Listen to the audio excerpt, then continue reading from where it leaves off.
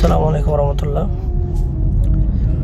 Saudi আরবে যারা বিশেষ করে হাঙ্গার স্টেশন ডেলিভারি সেক্টরে ঢুকতেছেন কিন্তু দেশে গাড়ি চালাচ্ছেন, সৌদি আরবে আসি চালানো হয় নাই বা একেবারে চালান না, কিন্তু এই কাজ করতেছেন, লাইসেন্স করতেছেন, প্রাথমিক যে জানানোটা এটা আমাদের থেকে নিতে পারেন ইনশাল্লাহ।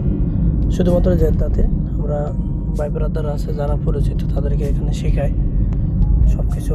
একটু অন্তত নর্মালি যেন আপনার লাইসেন্সটা পেতে পারেন, তালিম দিয়ে আমরা আপনাকে ইনশাল্লাহ শক্ত করে উঠাবো ওই মজবুত। আপনি যদি ভালো গাড়ি চালাতে পারেন তাহলে ইনশাল্লাহ তাড়াতাড়ি লাইসেন্স পাবেন এবং ফেল যাবেন না, অল্প টাকার ভিতরে লাইসেন্স করতে পারবেন।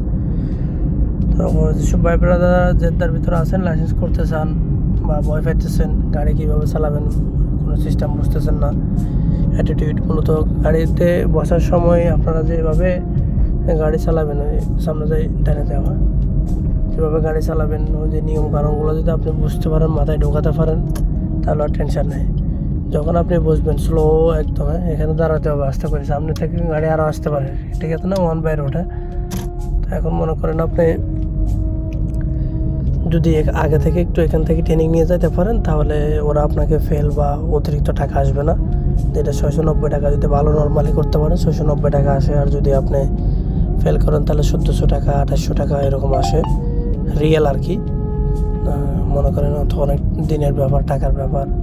তো অতএব যদি আপনি আগে থেকে যদি একটু ভালো করে প্রশিক্ষণ দিয়ে যেতে পারেন ভাই ব্রাদারের মাধ্যমে, পরিচিত যারা মাধ্যমে অল্প টাকায়, তখন আপনি ওখানে ফাঁস করবেন ইনশাল্লাহ। এ হচ্ছে কথা। অতএব যারা জেদ্দাতে গাড়ি চালাচ্ছেন, ভয় পাচ্ছেন, কিন্তু এখন একটু ট্রেনিং দেওয়া দরকার নর্মালি, তখন আমাদের সাথে যোগাযোগ করতে পারেন, আমরা ইনশাল্লাহ আপনাকে হেল্প করবো ভালোভাবে। ওখানে মূলত যার যে স্যারগুলো থাকে ওনার অ্যাটিটিউড ফলো করে, আপনি যখন গাড়িতে বসেন কীভাবে গাড়ি স্টার্টিং ধরছেন, বসছেন, এই অ্যাটিটিউডের উপর ডিপেন্ড করে ওরা বুঝতে পারবে আপনি কি ড্রাইভার নাকি ডান দিয়ে ঢুকাও। এই কথা বুঝছেন, হচ্ছে কথা। ওকে, আল্লাহ হাফেজ, ধন্যবাদ সবাইকে, সালাম আলাইকুম। কি তোমার কি অবস্থা, তোমার কি মনে হয় গাড়িতে শিখতেছো, তোমার কাছে কেমন লাগতেছে?